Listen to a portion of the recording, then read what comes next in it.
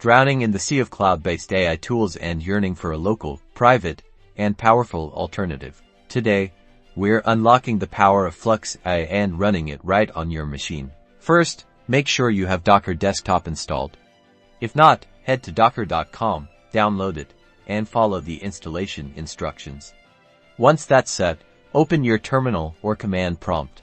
Copy and paste this command docker pull ghcr.io/flxai/flux:"latest" and press enter. This pulls the latest Flux AI image from their repository.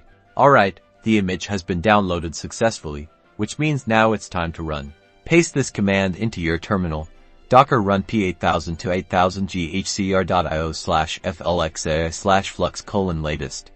This will launch Flux AI and map port 8000 on your local machine to port 8000 within the Docker container. Hit enter. Open your web browser and go to localhost 8000. Congratulations, you are now running Flux AI locally. Explore the interface, upload your data, and start experimenting. You can use it for code generation, image analysis, and much more.